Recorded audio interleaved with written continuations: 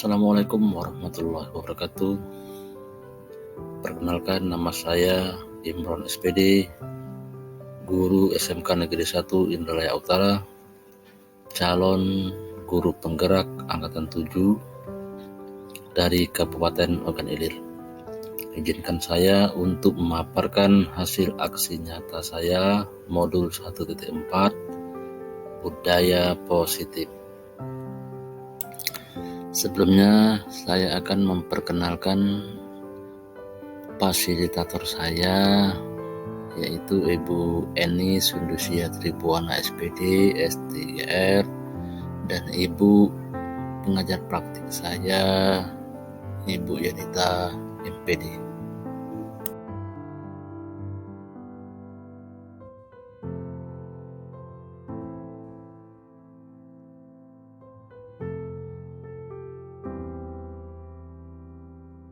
Assalamualaikum warahmatullahi wabarakatuh. Waalaikumsalam, silakan Pak Imron.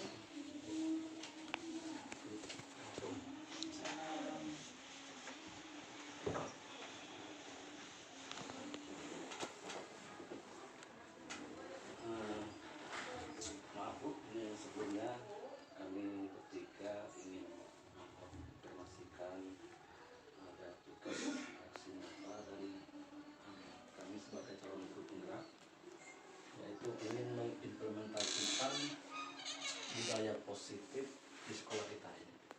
Boleh, kira-kira budaya positif apa yang akan diterapkan nanti ini?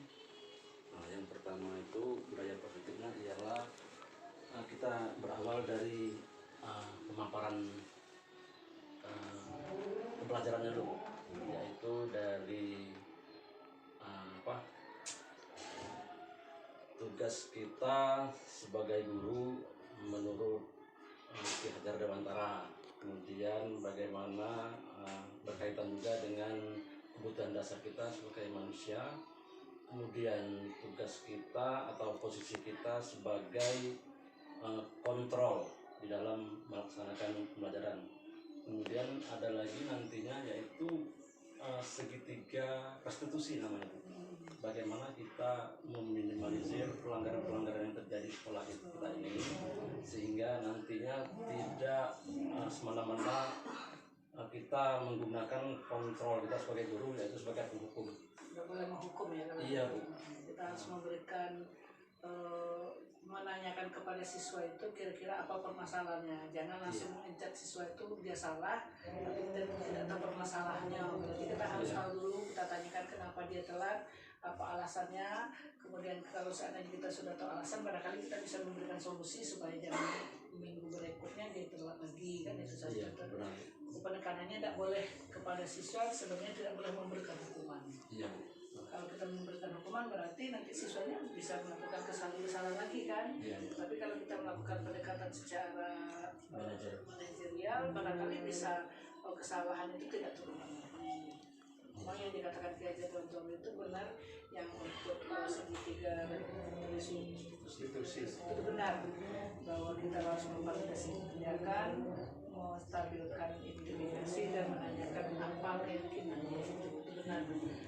Kira-kira kapan pelaksanaan? Seperti ini Bu, untuk tindak lanjut dari aksi nyata kami itu. Jadi yang pertama itu kami melaksanakan dulu kan aksi nyata, kemudian nanti kami diharapkan berbagi. Jadi minimal peserta kami itu 10 orang. Nah, kemudian setelah itu nanti di kegiatan itu kami berbagi praktek baik itu. Berarti Pak Dimas, Pak Imron, sama Pak Budi yang akan memberikan praktek baik ke siswa, karena sudah tahu dengan kira-kira praktek baik apa yang harus diterapkan nanti, paling tidak mengimbaskan dulu. Kemudian nanti Bapak bertiga harus setelah mengimbaskan kepada pengimbasnya nanti bisa melakukan refleksi juga, dia bisa mengimbaskan juga untuk ke kawan yang lain, supaya jangan selama ini barangkali kita dengan sebelum kurikulum mereka ini kita langsung siswanya langsung kenapa langsung disalahkan, tidak bisa kan sekarang kurikulum mereka ini kita tidak boleh menyalahkan siswa kan, kita harus mencari dulu kira-kira permasalahan apa, nanti kita bahas bersama dengan siswa itu karena kita sebagai fasilitator tadi. Kalau Pak Dimas? nanti masalah budaya positif 5R atau apa nanti kan kami rencanakan, dan pengennya nanti dibikin di ruang apa namanya, di ruang kayak IHT kemarin. Nanti kita bikin banner, kemudian kita sampaikan, kemudian ada video mungkin yang sudah kita bikin kan kita bersama. Boleh. Kapan pelaksanaannya? Pokoknya dari sekolah siap mendukung kegiatan guru penggerak ini, karena sekarang ngomong lagi perhal guru penggerak lagi dibumikan, digiatkan. Kalau bisa guru penggerak ini baru sekolah kita baru 3, kalau bisa tahun depan banyak meningkat lagi. Dan untuk guru penggerak ini, bahwa bukan hanya sebagai guru penggerak, berarti bapak-bapak bisa jadi calon, bisa jadi kepala sekolah. Karena sekarang kan untuk kepala sekolah bukan hanya UKS, tetapi dari guru penggerak dan dari pengawas juga dari guru penggerak. Jadi kan bergerak terus. Dan kita lihat yang guru penggerak yang lama yang sudah berjalan itu bagus, itu kegiatan-kegiatan yang berkali. Dengan adanya guru penggerak dan kita sekolah PK, berarti bisa nanti sekolah kita lebih maju lagi. Makanya Ibu sebagai sekolah sangat mendukung apa kegiatan Bapak Ibu, sangat mensupport kegiatan itu. Silakan disampaikan. Kalau memang perlu kita nanti mengumpulkan seluruhnya atau hanya 10 orang, nanti kita fasilitasi tempatnya di sekolah. Rencana kalau bisa awal ini tidak izin, jadi awal minggu pertama mungkin. Ya, memang tadi sudah dibicarakan, nanti barangkali pas hari pertama semester genap kita rapat awal dulu sambil rapat pembagi tugas sebentar bersama, kemudian nanti lanjutkan dengan kegiatan sharing praktek baik dari guru penggerak. Pokoknya sekolah siap mendukung. Terima kasih. Oke, terima kasih Bu ya. Iya. Mungkin hanya itu saja dulu ya Bu ya. Kami lebih dan kurang salah kami mohon. Iya, pokoknya apapun silakan dilaporkan, apa yang kami bisa berikan kami berikan. Yang penting untuk kemajuan, bukan hanya untuk kepada Bapak Presiden, ini penggerak kemajuan juga untuk sekolah. Kalau ada guru penggerak di sekolah, berarti sekolahnya juga sekolah penggerak, walaupun dinamakan istilah kalau sekolah penggerak itu untuk SMA, tetapi paling tidak kita juga masuk sekolah penggerak nanti SMK itu sudah SMK PK, sekolah kita juga sekolah penggerak. Jadi semangat, bisa berhasil, bisa memberikan contoh sama kawan-kawan lain, bisa mengikuti juga. Udah, foto. Baik, assalamualaikum warahmatullahi wabarakatuh.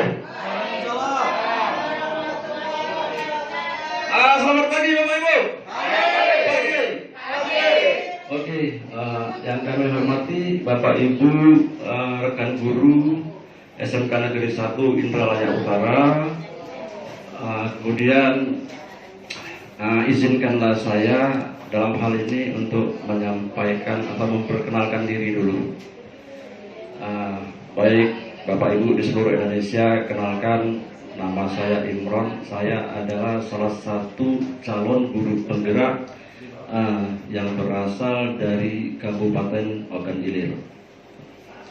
Baik, sebelum kita memulai ini, kita panjatkan dulu puji syukur kita kepada Allah Subhanahu wa Ta'ala yang telah memberikan kita kesempatan, nikmat sehat, hidayah dan inayah, sehingga kita dapat berkumpul dalam ruangan ini untuk memenuhi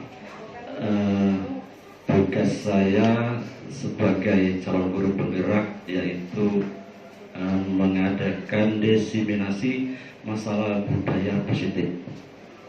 Salawat dan salam tak lupa kita haturkan pada junjungan umat Nabi Muhammad SAW yang telah membawa kita dari alam kegelapan menuju alam yang terang benderang yang penuh dengan ilmu pengetahuan. Baik Bapak Ibu, saya mohon maaf sebelumnya saya berdiri di depan ini bukan saya so hebat, bukan juga saya bermaksud ingin menggurui Bapak Ibu, namun saya ingin berbagi, berkolaborasi dengan Bapak Ibu agar apa-apa nanti yang saya sampaikan dapat kita terapkan secara bersama-sama di sekolah kita yang tercinta ini. Bagaimana Bapak Ibu, masih semangat? Oke, baik, kita lanjut. Adapun tema yang akan kami sampaikan pada hari ini adalah budaya positif.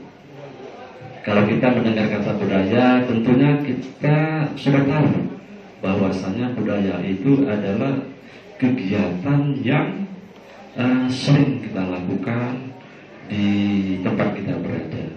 Nah, budaya ini ada yang negatif, ada yang positif. Pada kesempatan ini kita akan mengambil budaya yang positif. Oke, kita lanjut. Kemudian yang melatar belakangi daripada keinginan kita bersama untuk menerapkan budaya positif di sekolah ini adalah keinginan anak murid kita, yaitu lingkungan sekolah yang aman dan nyaman adalah impian setiap peserta didik. Oleh karena itu, untuk mencapai lingkungan belajar yang menyenangkan, hendaknya kita sebagai guru harus dapat menciptakan budaya positif yang berpihak kepada anak-anak murid kita. Ini juga sesuai dengan tuntunan daripada filosofi Ki Hajar Dewantara, yaitu mengatakan bahwasanya pendidikan itu diartikan sebagai tuntunan hidup dalam hidup tumbuhnya anak-anak.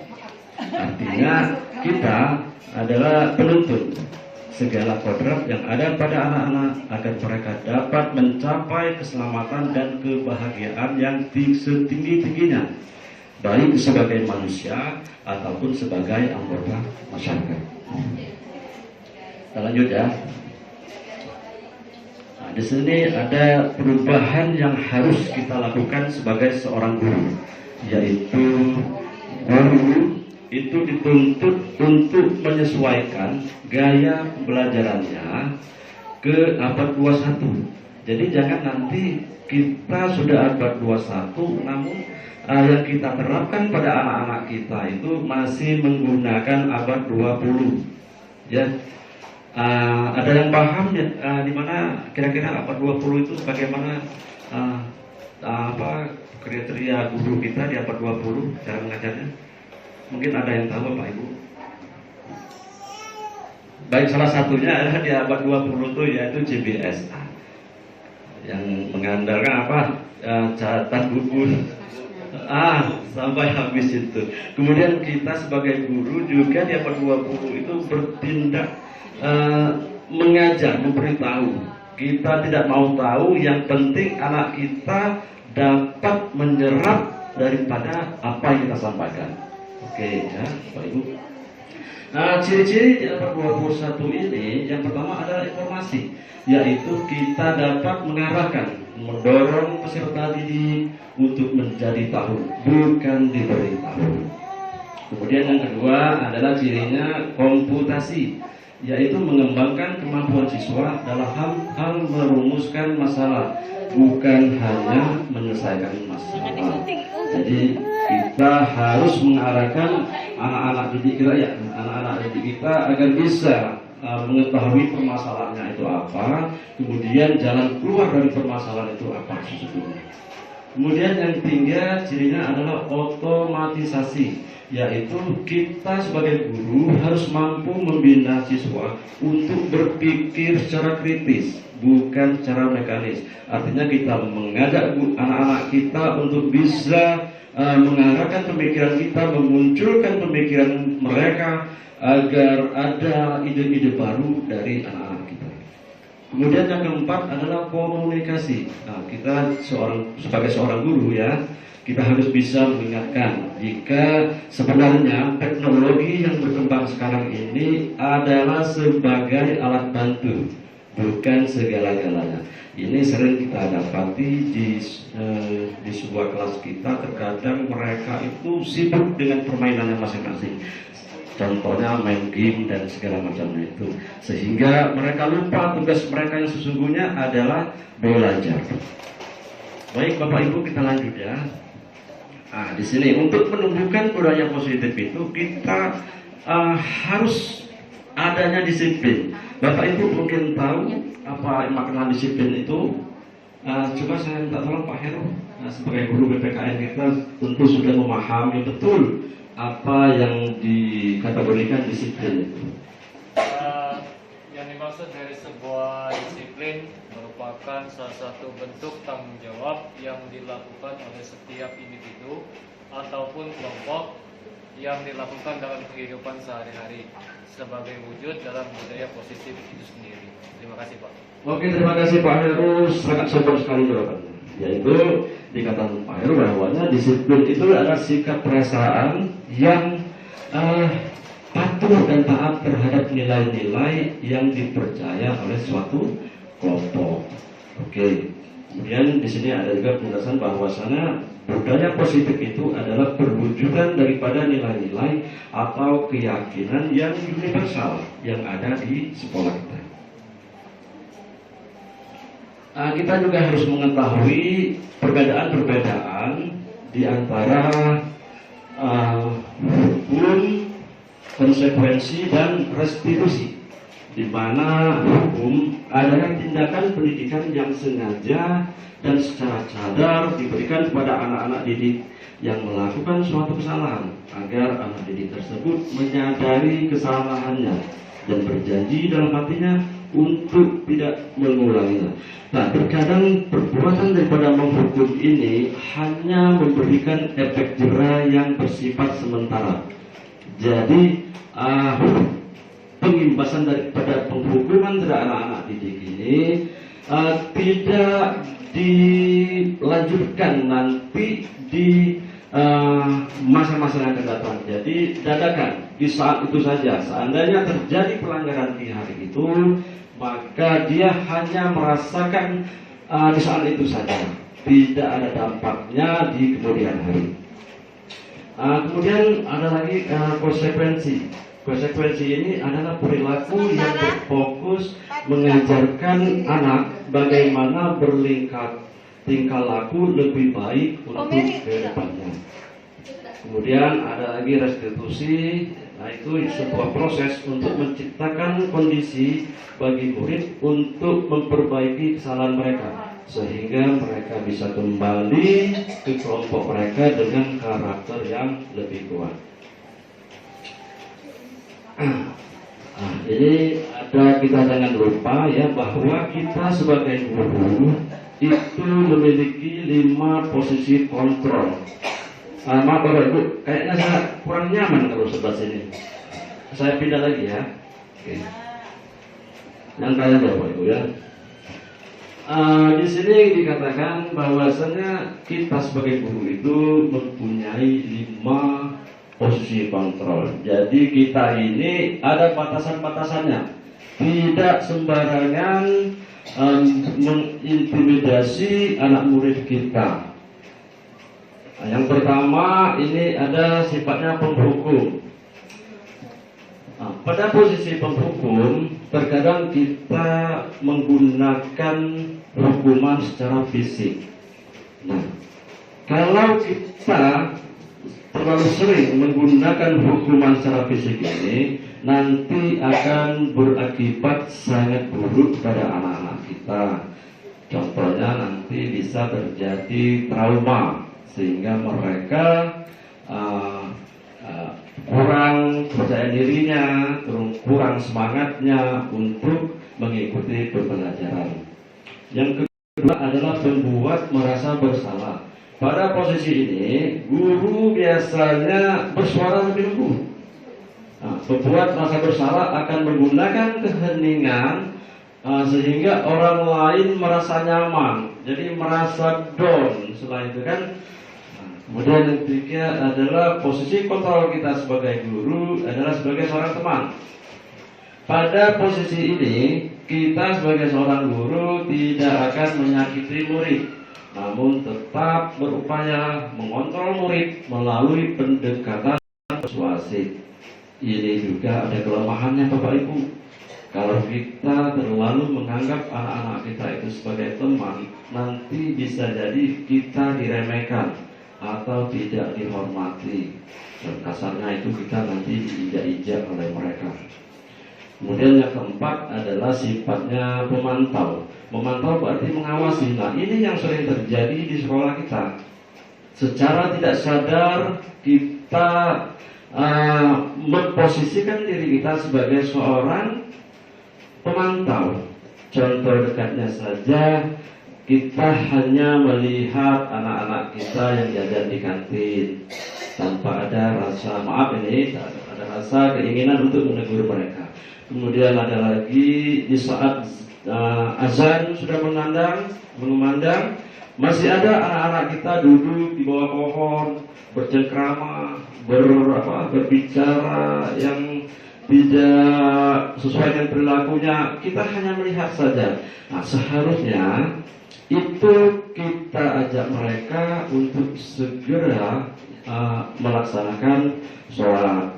Kemudian yang kelima adalah posisi manajer. Pada posisi manajer ini adalah posisi yang sangat baik untuk kita terapkan di sekolah, yaitu posisi kontrol, di mana guru berbuat sesuatu bersama dengan murid, yaitu mempersilahkan murid mempertanggungjawabkan perilakunya, mendukung murid agar dapat menemukan solusi permasalahannya sendiri. Jadi kita bukan penghukum, bukan memantau, bukan sebagai teman, bukan sebagai pembuat rasa bersalah. Kita adalah manajer bagi anak-anak kita. Kita berkolaborasi dengan mereka untuk menyelesaikan apa-apa yang jadi permasalahan daripada anak-anak kita. Oke, masih semangat Bapak Ibu? Semangat! Oke, lanjut ya.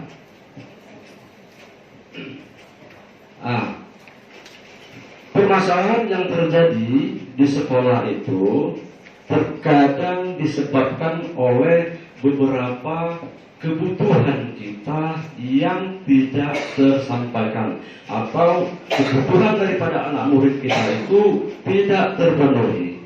Contohnya ini ada 5 kebutuhan dasar kita. Yang pertama adalah bertahan hidup. Jadi sering anak-anak kita itu untuk memenuhi kebutuhannya itu terkadang mereka merasakan adanya tekanan-tekanan daripada teman-temannya. Ini juga mereka harus bisa keluar dari tekanan-tekanan itu. Ini adalah salah satu contoh daripada kebutuhan bertahan, sehingga mereka dapat kembali kepada karakter mereka yang lebih kuat lagi. Kemudian yang kedua adalah kebutuhan kasih sayang. Ini ada love and belong. Pada umumnya anak-anak memiliki kebutuhan dasar kasih sayang dan rasa diterima yang tinggi, ingin disukai di lingkungannya. Ini sangat penting Bapak Ibu. Pak Andre bisakah menyebutkan contoh ini kebutuhan dari anak-anak kita terkait dengan kasih sayang ini? Misalnya butuh perhatian kayak gitulah. Coba Pak Andre. Ya, terima kasih Pak Imron. Kebutuhan yang dasar dari seorang manusia yaitu yang pertama kebutuhan bertahan hidup, yaitu seperti membutuhkan tempat tinggal, makan, minum, dan kesehatan. Sedangkan butuh kasih sayang diterima oleh lingkungannya, butuh kasih sayang yang dibutuhkan, yang didapatkan dari orang tua, dari guru, ataupun dari saudara-saudaranya, dan juga termasuk dari teman-teman.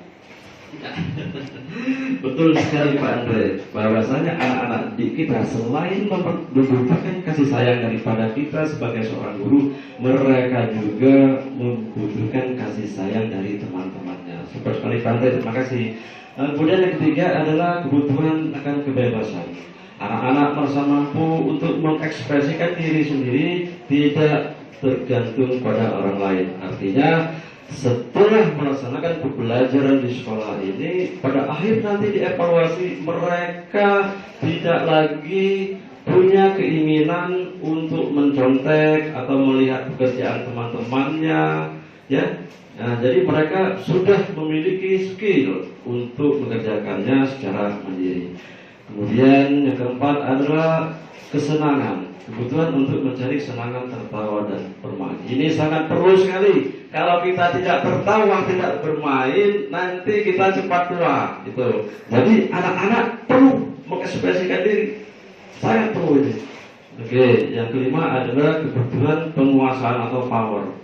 Nah, kebutuhan pengakuan, kemampuan yang berhubungan dengan kekuatan untuk mencapai sesuatu. Jadi mereka juga membutuhkan penghargaan terhadap diri mereka, sehingga mereka mempunyai kekuatan karena adanya sesuatu yang dapat diandalkan. Oke, kita lanjut kembali ya. Kita kemudian mengingat kembali yaitu apa itu sebuah restitusi. Di dalam restitusi ini dikatakan bahwanya untuk menciptakan kondisi bagi murid untuk memperbaiki kesalahan mereka sehingga mereka bisa. Jadi pelanggaran-pelanggaran yang terjadi sebelumnya dapat kita selesaikan menggunakan restitusi ini. Ciri-ciri restitusi adalah yang pertama bukan untuk menebus kesalahan, namun bagaimana mereka memaknai kesalahan itu sebagai pembelajaran. Jadi kita arahkan anak-anak didik kita agar bisa menjadikan permasalahan yang mereka lakukan itu sebagai pengalaman, agar kedepannya mereka dapat berbuat yang lebih baik lagi. Restitusi juga adalah sebuah tawaran, bukan paksaan. Kemudian yang ketiga, restitusi menuntun untuk melihat ke dalam diri. Restitusi juga mencari kebutuhan dasar yang mendasari sebuah tindakan yang dilakukan oleh anak-anak didik kita. Kelima, restitusi fokus pada karakter, bukan pada tindakan, dan juga fokus pada sebuah solusi. Yang terakhir, restitusi mengembalikan siswa yang berbuat salah kepada kelompoknya dengan membawa kekuatan karakter yang lebih kuat. Ini Bapak Ibu sebuah contoh kegiatan pelanggaran yang sering kita lupa ini terjadi di kelas kita. Sepertinya tidur ini, ada yang naik di atas meja, ini yang di atas meja, ini ada guling-gulingan di atas kursi ini.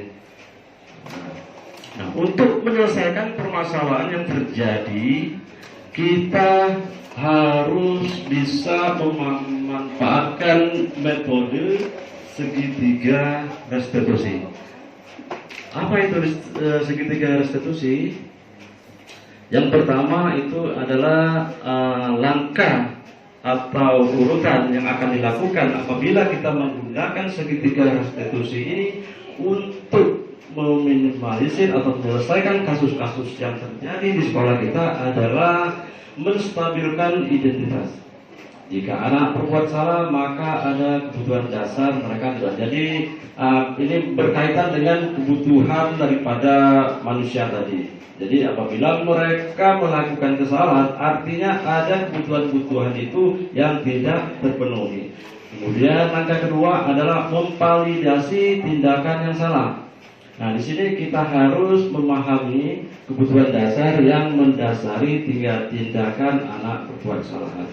Kemudian langkah yang ketiga adalah menanyakan keyakinan. Apabila langkah pertama dan kedua sudah sukses kita lakukan, maka anak didik kita akan siap untuk dihubungkan dengan nilai-nilai yang dia percaya dan berpindah menjadi orang yang didiknya. Nanti ini nilai-nilai yang bisa dipercaya ini dapat kita ambil atau kita buat secara bersama-sama nanti di kelas. Bersama anak-anak kita buatkan sebuah keyakinan kelas. Oke. Nah ini langkah untuk meminimalisir daripada kasus-kasus yang terjadi. Kita harus membuat sebuah keyakinan kelas.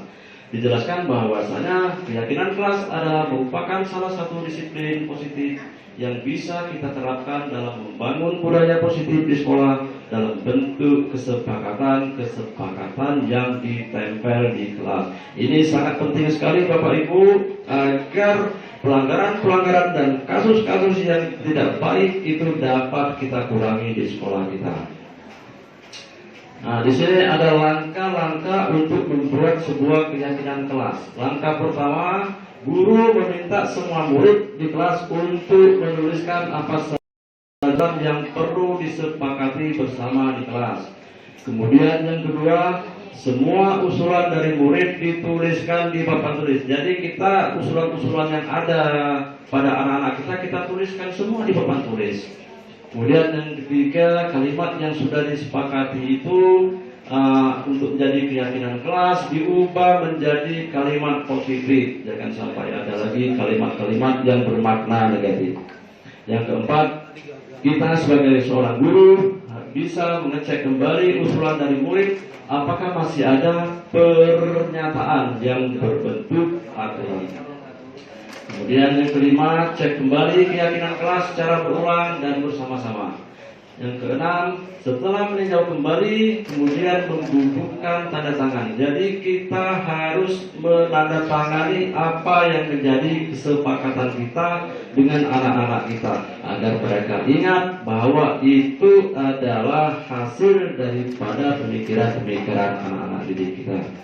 Kemudian yang terakhir yaitu keyakinan kelas ditempel di tempat yang strategis. Sekarang saya mau tanya, adakah Bapak Ibu sudah membuat keyakinan kelas di kelasnya? Pak Budi mungkin sudah ada keyakinan kelasnya? Oke, nampaknya Pak Budi lagi sibuk. Pak Dimas bagaimana keyakinan kelasnya?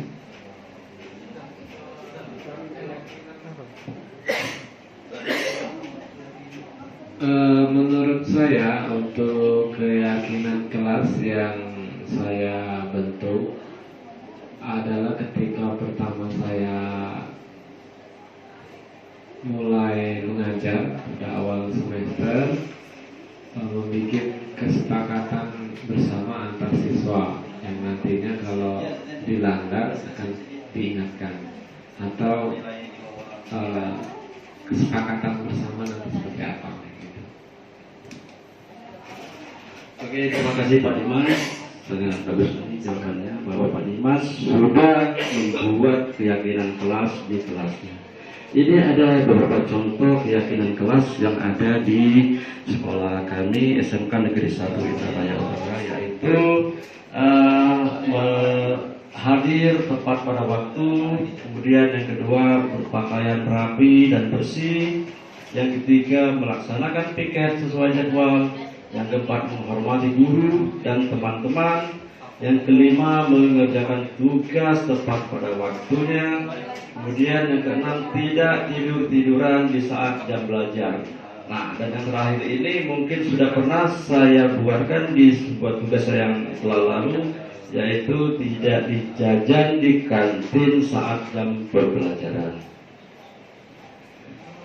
Baik Bapak Ibu, kegiatan penanaman budaya positif di sekolah ini tentunya akan bisa berjalan dengan maksimal dan berkelanjutan jika mendapatkan dukungan dari stakeholder, termasuk kepala sekolah, komite sekolah, wali murid, tim pengembang sekolah, rekan-rekan sejawat, dan yang paling penting lagi adalah anak-anak murid kita. Demikianlah pemaparan budaya positif ini. Semoga kita semua menjadi sebagai guru yang dapat menjadi manajer bagi anak-anak murid kita. Saya ucapkan terima kasih sekali lagi Bapak Ibu. Saya ingin melihat semangatnya. Apakah masih semangat atau tidak? Nih, selamat pagi Ibu-Ibu. Oke. Terima kasih Bapak Ibu atas segala kesempatan datang untuk memenuhi panggilan saya memaparkan daripada budaya positif ini. Semoga budaya positif ini dapat kita terapkan di sekolah kita yang tercinta ini, karena apa-apa yang kita tanamkan sekarang pada anak didik kita akan kita lihat nanti 25 tahun yang akan datang. Jadi semoga saja kita masih tetap diberi umur yang panjang oleh Allah Subhanahu wa taala untuk melihat apakah apa yang kita tanam hari ini berhasil atau tidak di 25 tahun yang akan datang. Kepada Bapak Ibu di seluruh Indonesia, saya ucapkan semangat terus memberikan pendidikan yang terbaik kepada anak-anak didik kita agar mereka dapat mencapai kebahagiaan dan keselamatan yang setinggi-tingginya. Wabillahi taufiq wal hidayah. Wassalamualaikum warahmatullahi wabarakatuh.